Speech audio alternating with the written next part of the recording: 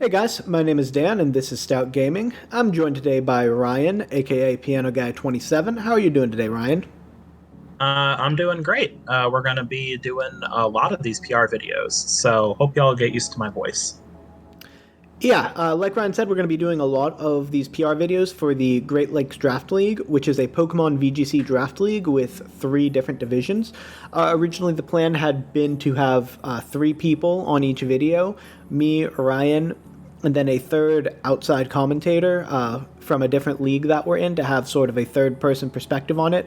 But our third person had something come up that he wasn't able to get around, so it's just going to be us for this time. But we do take his rankings into account while we are going through and discussing each of these teams. And he sent us a few notes that will be incorporated in the discussion as well. Yep. Just He gave some good notes, and he did rank the teams, and that will be reflecting. Yes, absolutely. Just a quick note about the methodology, how we look at this. We do not take coach into perspective when looking at this. We are purely ranking the teams based on what we perceive to be the competitive viability, and not so much how they match up one against another. But if we gave 100 equally skilled coaches each of these teams and had them compete in a massive round robin tournament, these are about what the final standings for each of the teams we would think are. But Yeah. yeah, Big thing I try to emphasize is that this isn't about your skill as a player, and these are kind of the most irrelevant PRs that happen in a season. To an extent, hopefully will help you in identifying holes, giving you strategies to maybe fix your team with a couple transactions. Um, but it's important to note that Dan and I have done a lot of these PRs, and we had one recently where we've had someone in dead last place, and we were like, yeah, we just weren't feeling it. And they came out and just played it great. Just played their team way better than most of the other teams, knocked it out of the park, and they got placed pretty high by our next PRs. They were like top 5 or 6. But it's worth noting the other top 5 teams were the ones we had in the top 5. So while there's definitely some subjectivity and wiggle room with a lot of these, in general, these shouldn't just be taken wholly with a grain of salt. Like if you're down a little lower, that means you might have something you want to consider in regards to your team composition. absolutely. But without any further ado, let's go ahead and get looking at what we've got. So the first pick in the draft, our PRs, we're going to be going only in draft order selection, and the power ranking you see at the bottom is the average of all three coaches' positionings that are all three of the evaluators' positionings within the power rankings. So, for example, the West Coast Braviaries, we could have placed 333 or 135 or 234 on each of our individual 1 to 12 rankings, and that's how we get the 3.0. But looking at the Braviaries, their team is Dragapult, Gyarados, Gardevoir, Rotom-Mow, Rhydon, Magmortar, Fletchinder, Terrakion, Tangela, Bisharp, and Walrein. So Ryan, what are your thoughts on this team overall? I like it quite a bit. It's got a lot of good tools on it. I think they got a lot of value out of some of these lower tiers, which I think a lot of drafts really struggled with.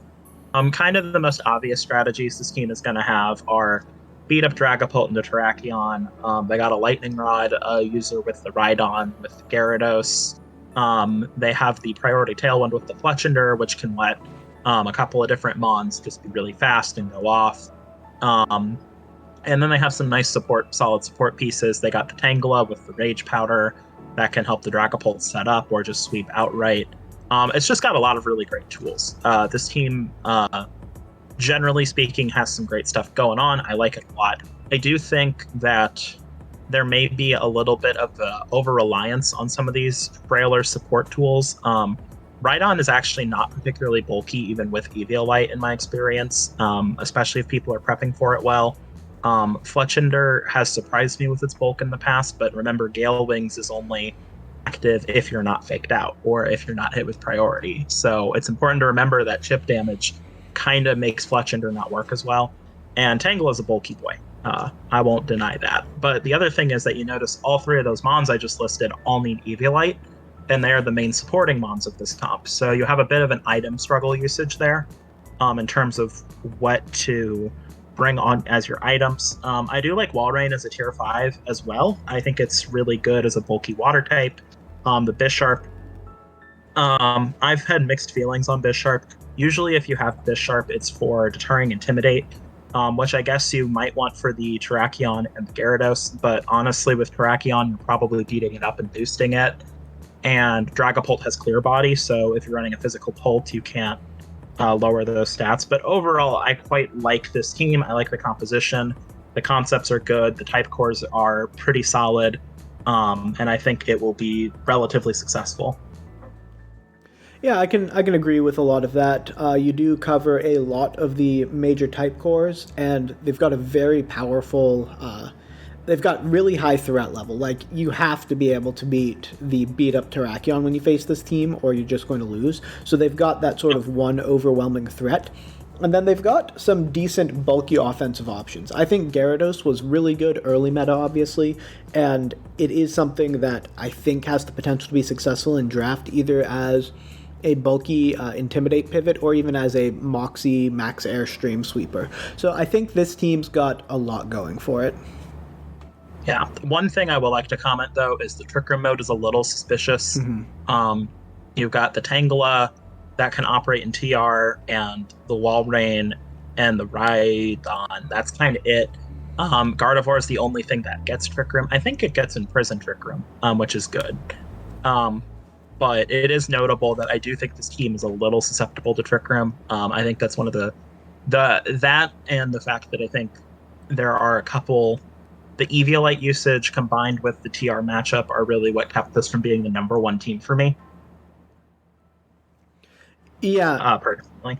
Yeah, I think there are some spots where they could improve with a couple good transactions. I do think it is in that low speed tier, and fleshing out the Trick Room mode and maybe getting a more consistent setter, so they have that really fast mode and that really slow mode. But overall, I think it's a pretty well-balanced team, and I expect some success from them this season.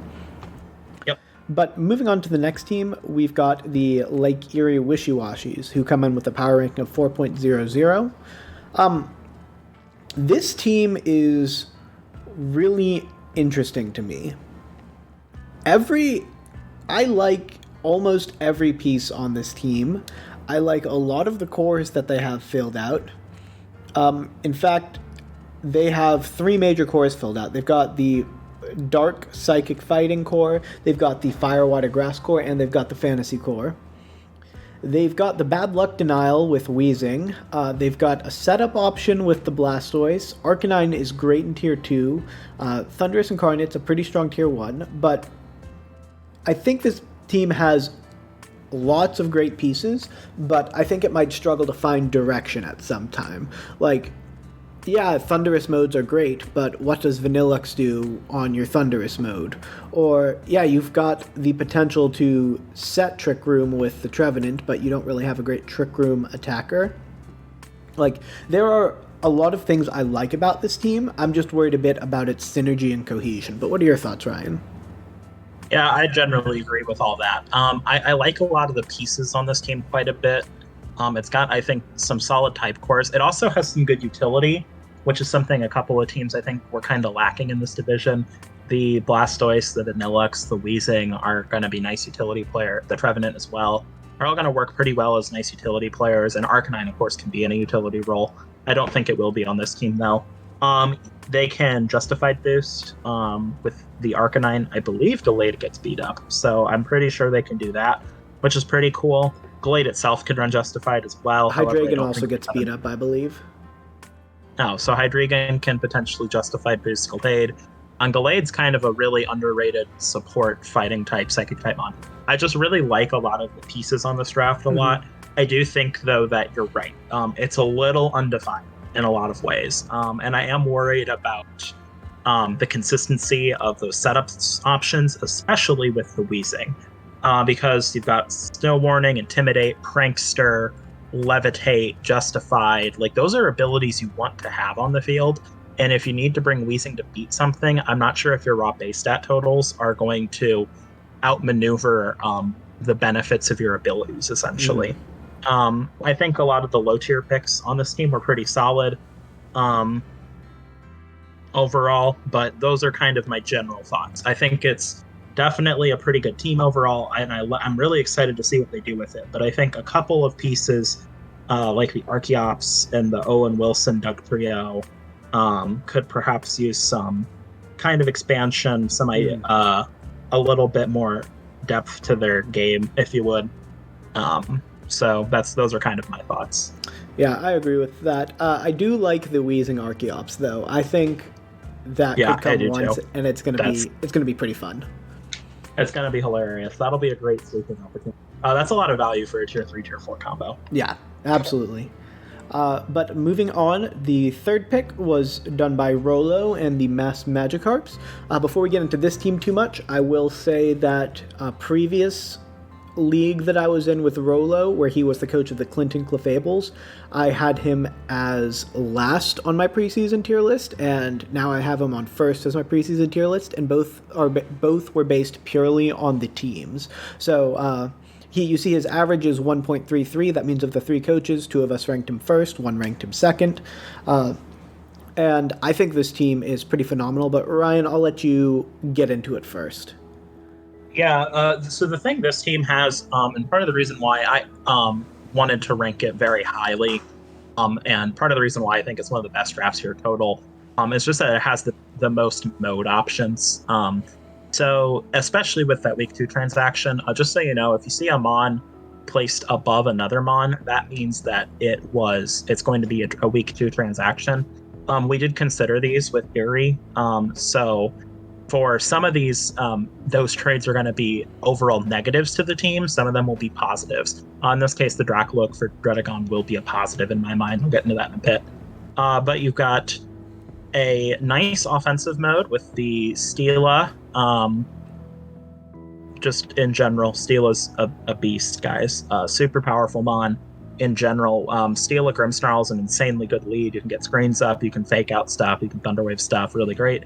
You've got a rain mode that lowers the damage fire type attacks are doing to the Celesteela while also being a great mode in its own right with the Pellet Burr and the Ludicolo. You've got a Togedemaru with Lightning Rod sitting here that can fake out.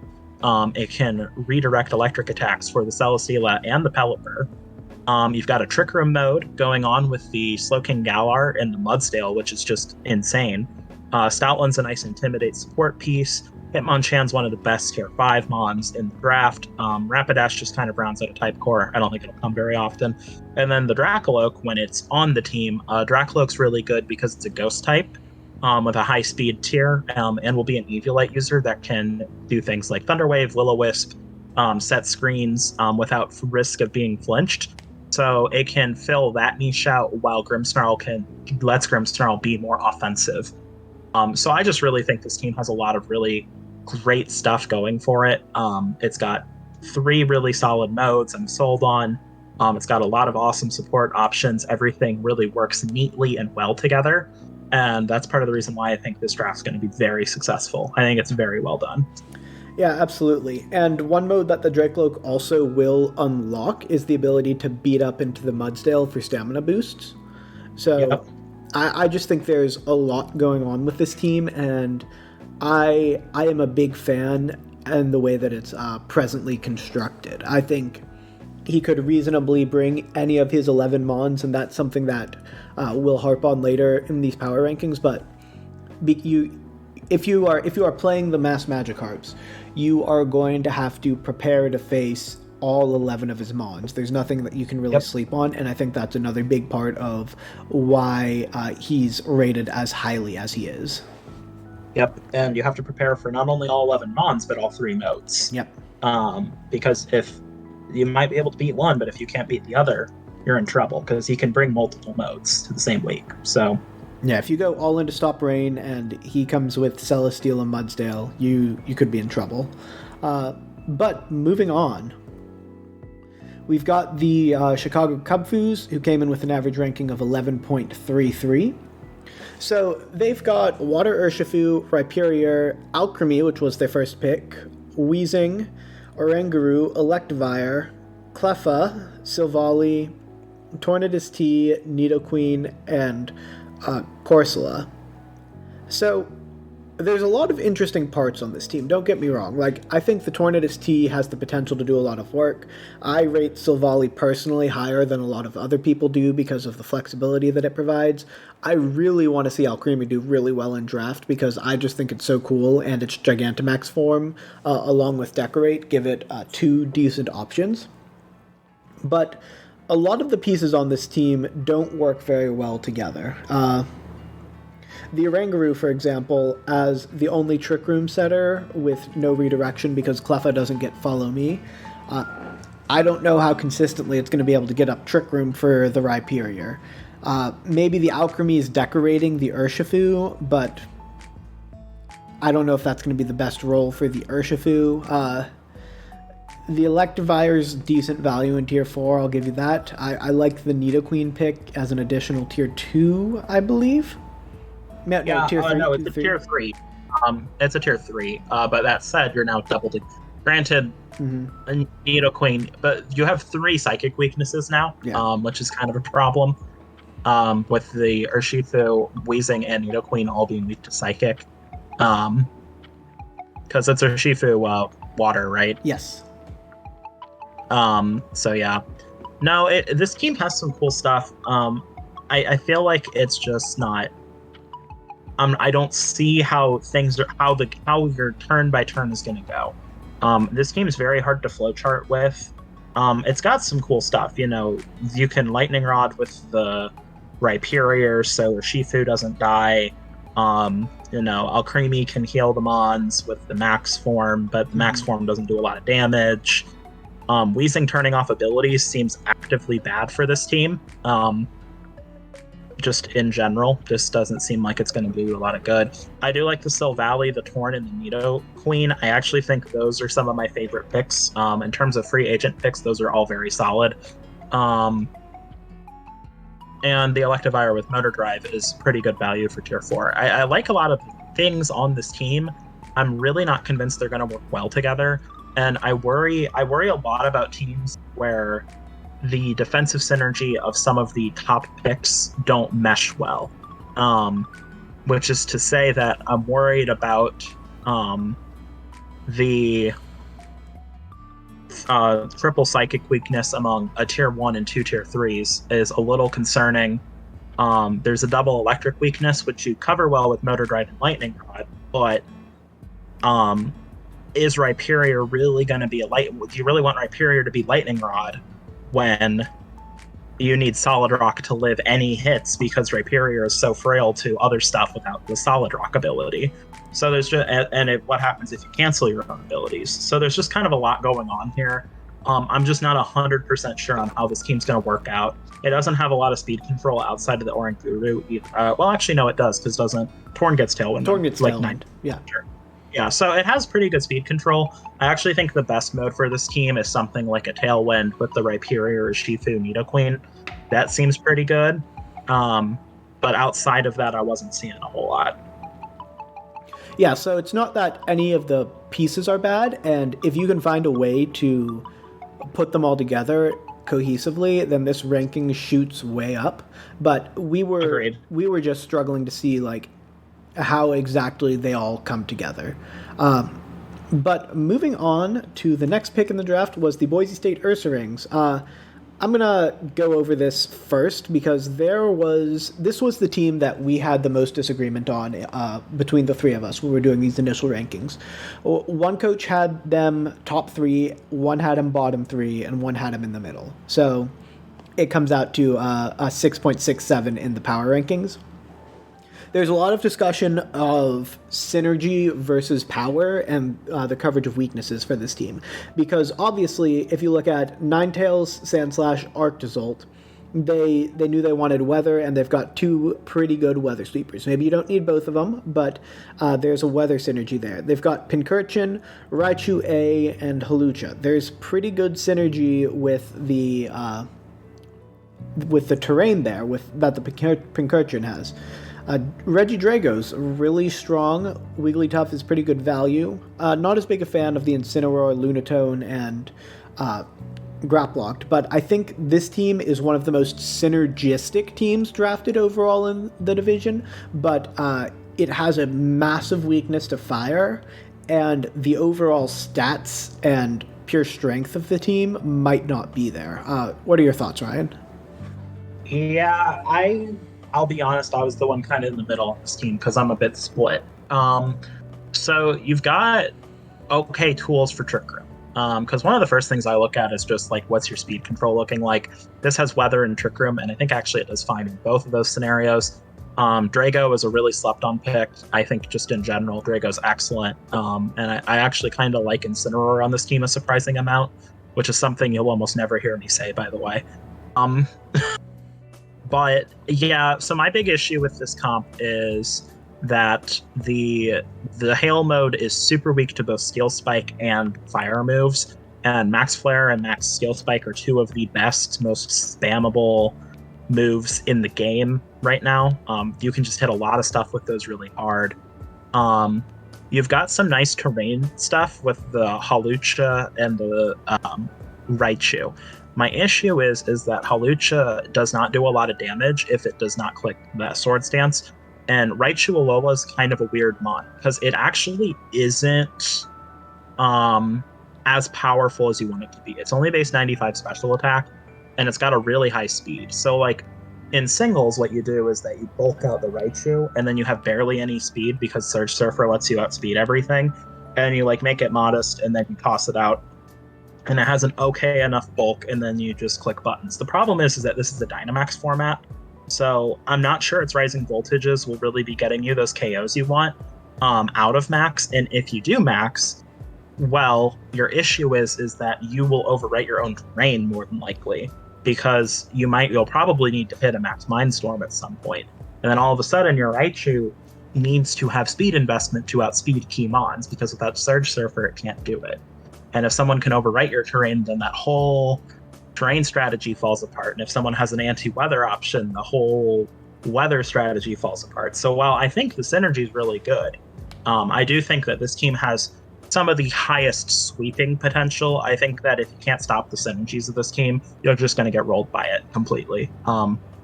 If the hail gets set up and you don't have any way to stop the hail from being set, you're just going to not have a fun time. If the terrain gets set up and you can't stop the Lucha, Raichu, Pincurchin, you're not going to have a fun time.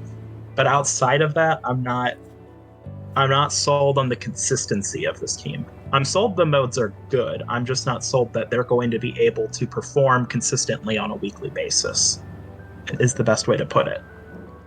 Yeah, like I said, this is the most interesting team in the draft in that there's the widest variety of opinions on how good it could be or how good it isn't. But moving on from that, we've got the Boston Cantons, who come in with a 6.33. Ryan, why don't you take this one first? Yeah, so this team has some, I think, really solid value picks in some spots, but I also think this team has a bit of a definition problem that we've seen with a few other teams, but I get a lot more of what it's going for. So Whimsicott's a great support piece, one of the best support mons in draft. It's a pretty great tier 1. But you have that with a Volcarona as well, so you have redirection with the Volcarona and a potential sweeper, but that also doubles down on a flying weakness that we also see that the Zapdos has. So at this point, the two big fast offense threats are weak to Max Airstream, which was kind of an issue for me. However, the problem is I love Volcarona and I love Zapdos G. Those mons hit like trucks, and if you don't stop them, they'll sweep you. Some great Trick Room mons with the Registeel, Dragalge, and the Bronzor. I think that as for mid-speed sweeping options, I think something like the Swampert and the Heliolisk and the Crustle are all going to do really nice under Tailwind with the Whimsicott. Spiritomb is actually something I drafted myself, and I actually was looking at the move pool. I like it quite a bit in Trick Room. It's got some cool tools. Weavile hits like a truck. Is a really good fake out user. A lot of people underestimate how hard it is to prep for Dark Ice coverage. It is very, very difficult to stop Dark Ice coverage, and that thing gets inner focus, so you can't punch it. So overall, I like a lot of this team. My biggest concern is that the Trick Room setter is the Bronzor, because Spiritomb does not get Trick Room. I'm like 90% sure. I looked at Cerebi yesterday. So you have a pretty good Trick Room mode, but you don't have a consistent setter. And I'm not 100% sure how I feel about some of those Airstream weaknesses. That said, though, this team has some really good threats. It does well in a lot of different modes, and it has some good anti-synergy kind of stuff. I've seen Registeel and Swampert both just completely shut down teams before in the past. Those mons are really good at getting surprise wins, doing good comebacks. So I quite like this team a lot, and it's got some good type cores as well. Yeah, I can agree with most of that. I really like the team as well. Whimsicott is also a potential Trick Room setter. It does get Prankster, so the Trick Room goes to -6 priority instead of -7, which matters. It matters. It does matter. Yeah, it matters. Matters a whole lot. Yeah. The Zapdos, like you said, I first picked the Zapdos in Superior, so obviously I'm a big Zapdos fan and believer. If you told me individually every single one of these mons was going to be on the best team, like if you just said Dragalge is going to be on the best team in this division, or Swampert's going to be on the best team in this division, I would believe you. I think part of it is the fit is a little weird on this team, but again, this is one that has a wide range of how well they could do. Like, the just static potential of these mons is insanely high, but also the static floor with the synergy is pretty low. So this is going to come down a lot to the coach, and I think that power ranking reflects it. So I think this team could do really well, but it's also one that if the coach isn't able to put it together as quickly, it could be a bit of an issue. So I'm a fan of this kind of draft generally, but I really want to see how it plays out. But with that being said, I'm going to go ahead and take the Ohio Oshawatts that we have at 11.67 with our power ranking. So this team has Togekiss, Pheromosa, Reuniclus, Talonflame, Riolu, Seaking. That's a Stunfisk, it's just sideways. Venusaur, Comfey, Drapion, and Lopunny. There are a lot of good pieces on this team. Like Togekiss, obviously great. Venusaur, obviously really solid. Reuniclus, I think one of the best tier 3 options. Riolu to set the sun. Riolu and Venusaur, there's a bit of synergy there. But I think this team also really struggles in synergy besides the Riolu and Venusaur. Like, maybe you can coaching something onto Pheromosa, but Pheromosa still dies to physical attacks. Comfey doesn't really have anything to proc, and Comfey's the best proc mon in the format. I guess it could proc the Stunfisk with Pheromosa? Yeah, it could proc the Pheromosa, but that's also just going to chunk the Pheromosa because Pheromosa doesn't have a lot of defenses. So overall, my thoughts on this team are, again, a lot of really solid pieces. Some modes that you could definitely get to shine, but it really struggles with synergy and getting everything to work together. Again, this is going to come down to the coach having a hard time building each week, but if they can pull it off, they've got a lot of potentially powerful tools. And the fact that this is power ranking 11.67, and I'm able to say that, shows you that the drafts overall went pretty well for this division. But yeah, I think the synergy of this team is its biggest weakness, whereas the potential power of its mons is the biggest strength. What are your thoughts, Ryan? Yeah, I'd agree with that. I think there's just some things that are a little bit misplaced on this draft, is how I'd put it. I think that the Comfey it's an amazing mod in like 90% of teams, 90% of circumstances. I do think that Comfey is something that I would definitely consider making a transaction for, because it's ranked very highly. I think it's tier 2. So you can get something in tier 2 that complements the Togekiss way better, complements a Tailwind mode or a Trick Room mode way better. I think that kind of thing would be good. I do want to mention, I think Lopunny is a really, really solid tier 5 mon. I think it's one of the best ones overall, so nice work on that. The general vibe I have is that I think this team will perform.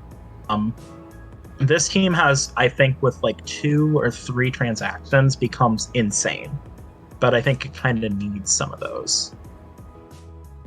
Yeah, I can agree with that as well. If they can find something in Tier 2 for that Comfey, maybe replace the Venusaur if they're not going to have a Sun mode. I don't know if Ninetales is still available but in Tier 2, but if that's available and you make that transaction, this team rockets up my power ranking. Oh, yeah. Big facts. Just something with Sun like that would do a whole lot of good for this team in general. Also, I love Talonflame, but if you do end up grabbing Ninetales, you don't want to double down on a fire weakness. Yeah. I can definitely see that as well. Maybe if you pick up Ninetales, drop Talonflame for something that complements it. But overall, I think this team has a lot of potential, but in its current form, it's got some weaknesses that are going to make building on a week-to-week basis hard with it, even if on paper it looks pretty strong. But we've got the next team, the Pangorioles. Why don't you take this one, Ryan? Yeah, so this team has a lot of cool stuff. It got ranked Power 8.33. My biggest thing I noticed with this team is it has a Tailwind mode, it's got Trick Room mode, and it's got a Sand mode, which is all really cool. You got Excadrill T-Tar, which I think is great. Milotic is really good on Sand modes in general. Romatisse is one of the best Tier 3 Trick Room setters. The big thing with this team that we noticed that was kind of a con, because I think the modes are actually pretty solid, is actually more so type weakness oriented, and a little bit of lack of power in some modes. So I generally think the Sand mode's great, but I'm very worried about Max Quakes into this team. A lot of things do not take Max Quake very well on this team. Max Steel Spike is also quite good into this team, and those are very good Max moves. I really like the Entei on the squad, but again, it's ground weakness, and it's one of those high tier ones. Generally, when I look at defensive synergy, I mostly look at those top mons. So the fact that 3 of the top mons all share a ground weakness is a little concerning. And also has 2 water types, which I think can be good, but the problem is Jellicent. Jellicent can be quite powerful with stab water spout stuff. I'm not denying that it can do well in Trick Room. I wish there was something a little bit stronger in Trick Room than the Aromatisse Jellicent. Mm-hmm. Just in general. I do think the low tier picks are good. I like the Togepi there as a redirector. I'm not sure what it redirects for, but Togepi in general is quite good. And I actually really like Haunter. I think Haunter is a really slept on Tier 5 option. Yeah, I like this team as well. I think the power ranking sort of belays how much we actually do like this team, but we do have that worry about the ground weakness. I think Milotic complements... if you told me that this team just had 4 Pokemon, Milotic, Excadrill, Tyranitar, and Entei, I'd be like, yeah, this is an awesome team. Like, it's got the... maybe in this division, the most power within 4 picks that work really well together. And then the pieces around it complement it decently well. I think, like you said, there could be more synergistic Trick Room. The Flapple, I could believe in Flapple. I'm not sure if I do yet, but I could see myself believing in Flapple at one point. Likewise.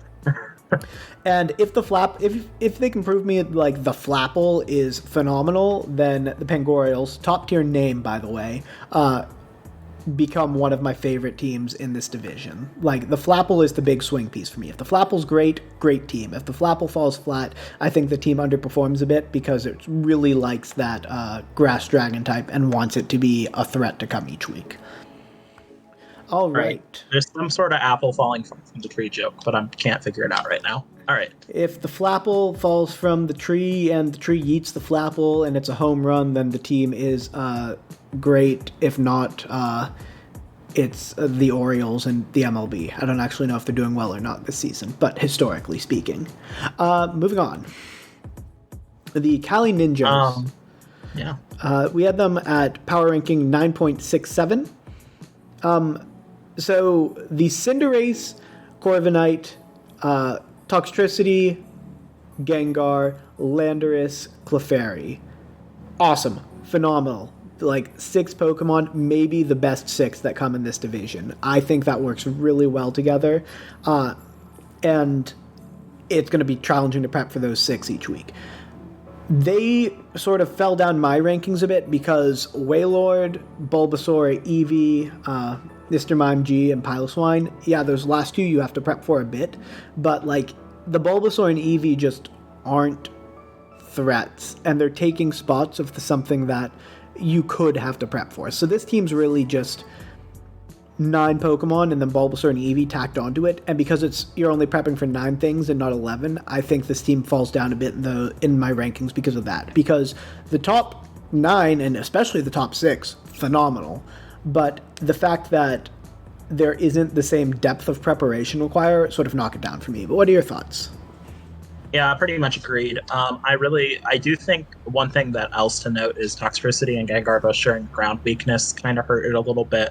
I think the Clefairy is really well put on this team. I don't always like Clefairy on teams, but Cinderace, Lando, Corviknight, I think work great with Clefairy. Mr. Mime Galar is one of my favorite mons in Yu-Gi-Oh! But yeah, the fact that they both are ice types that share an Eviolite makes the prep a lot easier, and only one of them can come. So you really only have to prep for 6 mons, which in my opinion really brings the team down. It also really doesn't have a Trick Room mode like at all. Mr. Mime Galar gets Trick Room, that's it. So I do think this team could do quite, and also Clefairy gets after you. But outside of that, I don't see a ton. I think this team will do well. I do wish that the tier 5s were a little bit more robust, and I think either Mr. Mime or Piloswine has to go to not share that Eviolite. Oh, actually, you also have an issue because Clefairy wants Eviolite as well. Mm-hmm. So I think you need to figure out what you want to do with those like 4 slots in order to really make this team branch out and be, I think, one of the top teams. Yeah, 1 or 2 transactions, and this team looks phenomenal. I would agree with that as well. But moving on, we've got Born in Chaos, who have a transaction that we have opinions on, and we will give them in a little bit. But, you know what, Ryan, this looks a lot like your team from the MDL, so I'll let you take the first breakdown. Yeah, it was very similar to my MDL team this season, being a Moltres-based team. So we got Indeedee that got traded for Clefable, which we'll talk about. Raichu, the Slowbro, the Crocodile, Frostlass, Sceptile, Sock, Moltres, then Skarmory, Turtonator, or Beetle. So there's a lot of cool things on this team. So first off, you have Lightning Rod on the Raichu. That really helps out the Moltres, and that helps out the Slowbro quite a bit. I really like Frostlass in general with Moltres. That's something I've been exploring myself. It's a really good complement to it, along with the Raichu. The fact that they can swap between the two on a week-to-week basis, I think, is really good. Frostlass can also proc a weakness policy on the Sceptile, which I think is quite good. The Crocodile is, I think, a great mon for Tier 3. It's insane for Tier 3. Little worried, though, because one of the big issues I did have with this team was that Fairy typing. Fairy types can kind of go in on this team. There's not really a good resist. Skarm has terrible special defense, so it's not really a switch. And you got Sock, Moltres, and Crocodile all weak to it, and there's not really a great switch. Obviously, that Clefable can take those hits, kinda. But my biggest issue with this comp was actually that it was better before the transaction. In my opinion, the Indeedee was actually the right play here. That gives you Expanding Force spam with the Slowbro, and also that makes your Trick Room mode insanely consistent. That lets your Sceptile run a Burden, which is way better than just having to rely on Frostlass Ice Shard proc. That gives you 2 options with your Sceptile. It makes the team a lot more multi-dimensional. And while I do think Clefable Follow Me is very good, in fact, I'd argue Clefable's the best redirector in draft on the whole, I do think that those things hurt the team, because with the Indeedee, a lot of this team becomes extremely threatening, and without the Indeedee, it's very Moltres reliant, which I don't love. I don't want to just rely on Moltres for most of my damage and offense. Yeah, I can agree with a lot of that. This team reminds me a lot of Series 8. You want to protect the Uber, get the Uber going, and then win the game on the back of the Uber. Moltres is going to carry this team, and however far Moltres carries it is how far it can go. Like, everything on this team is designed around Moltres being successful and then having an okay Trick Room mode outside of that. But the Moltres is going to be the kill leader for this league based on the teams that I've seen so far, because no team is as focused on just feeding everything to one Mon as this team is for Moltres. And how far Moltres goes is how far this team goes, and I'm pretty excited to see it happen. Yeah, I am too. I didn't love building my comp around just Moltres. I made it when I drafted Moltres in MDL, I made it a point that my team had Moltres, but it wasn't the only thing I had. But as a result, I don't have as much support for it, perhaps. This team is like 100%. Let's activate a weakness policy with Volt Switch and Ice Shard and let's win the game. That is like the play. So I'm excited to see how that works out for him. Yeah, absolutely. Up next, we've got the Seattle Super Lax. Okay, this team's really interesting. It is the most combo-oriented team that I've seen in draft maybe ever. You've got the Aqua Jet into the Coal, you've got the Surf from the Sneasel into the Coal, you've got the Beat Up from the Sneasel into the Virizion, you've got the Priority Tailwind from the Fletchling, you've got the Purloin, which can set Sun for the Coal, and then you've got a decent Trick Room mode as well, and then Rotom, which is really good, but I don't know what it does on this team exactly. If you are playing this team, you have to prep for all the combos, and if there's a combo that beats you and the Super Lax coach identifies it, they're going to win that week, because their combos are just game-winning combos. But if you're able to prep for the combos and neutralize the combos, then the rest of the team is relatively weaker because there are so many resources devoted to the combo. So overall, this team got a power ranking of 5.67, and I generally like it, but I'm worried that some of the teams with the tools to beat the combos, that there's not a lot on this team that beats the tools that beat their combos. But what are your thoughts? Yeah, I'd agree. I just think this is a very combo-oriented team. And part of the issue is that these combos rely on Mons with 4x weaknesses. Colossal is weak to a lot of things. It has several 4x weaknesses that really hurt it. And then it has the Virizion, which is 4x weak to max flying. So I'm a little concerned about those issues being one of the biggest things that holds it back. I generally think the Prim is going to be really good here. I think it just depends on how creative they get with it. If this person is able to use these Mons in a creative way that and use it very and plan around their opponent's options to stop these threats, I think it's going to be very good. If they don't, I think they're in trouble. I generally think there's a little bit of an over-reliance on Sneasel here, just on the whole. Sneasel's great, but I do think that there's a little bit too much riding on Sneasel being successful and pulling off its strat, and it's also very weak to follow me. If you follow me outside of Surf Colossal, then it can't get procced, and if Colossal then targets down the follow me Mon and the other Mon Colossal, you're in trouble. So that's kind of my general thoughts on this team. I think it's got some great combos, and it definitely is going to pull some insane, 7-8-0 wins. But I also think that it might take some big losses if those combos are able to be stopped. Yeah, I can generally agree with that. And I believe the Ninjazards are the last team. They got a power ranking of 5.00. Ryan, why don't you break down this team for us?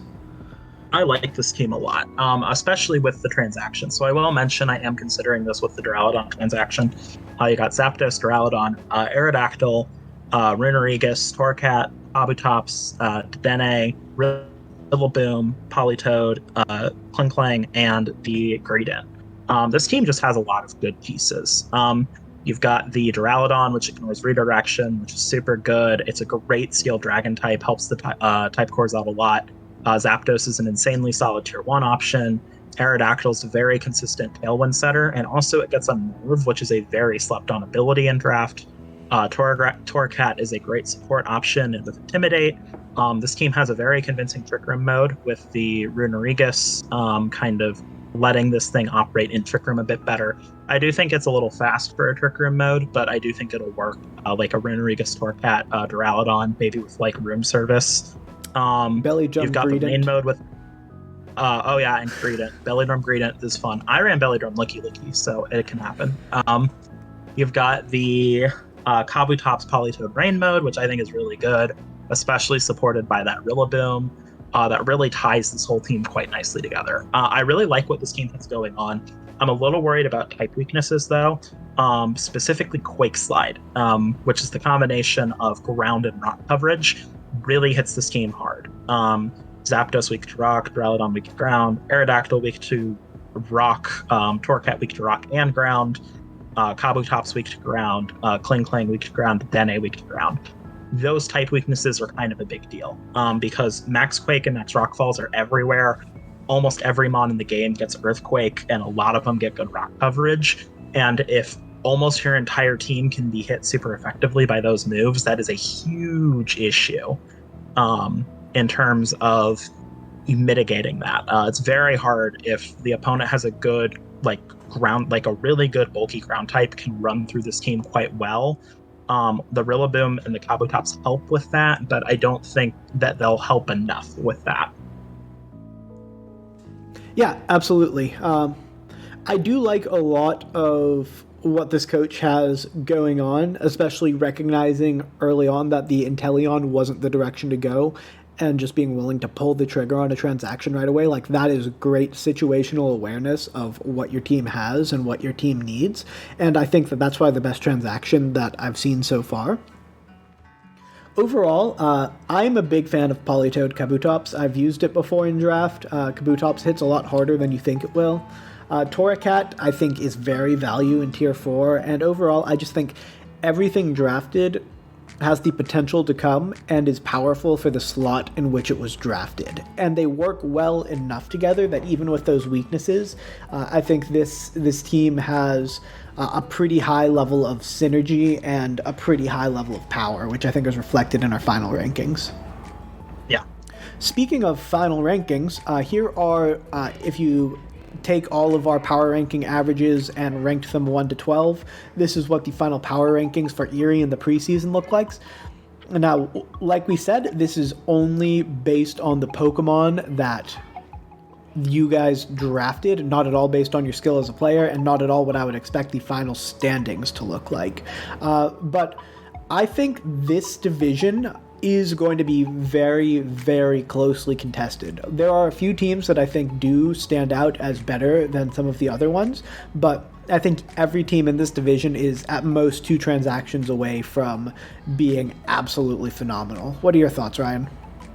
Yeah, I'd agree. This has the most. This PR has definitely the most wiggle room of the ones I've looked at so far. I think Superior is going to be kind of tight, but I think it'll generally be. Here's mostly going to be general consensus. Curran's going to be kind of similar. I think Erie is the one with the most flexibility in terms of who moves where. I'm excited to see what some of these coaches have. And there are some coaches that are kind of down there a little bit in the rankings that I think could do really well. Like the last half of those, I think with just a few transactions would have been in the top half. So I really do think that have an open mind, play really well, play your games, find those things, hopefully listen to us on the things that we kind of noticed about your team, and I'm excited to see how things work out for you all. Yeah, absolutely. But thank you guys all for watching. Again, this has been Stout Gaming. My name is Dan. Don't forget to like, comment, and subscribe. We'll be getting out some more Great Lakes Draft League content coming pretty soon. For Ryan, thank you guys for coming again, and we will see you next time. Bye.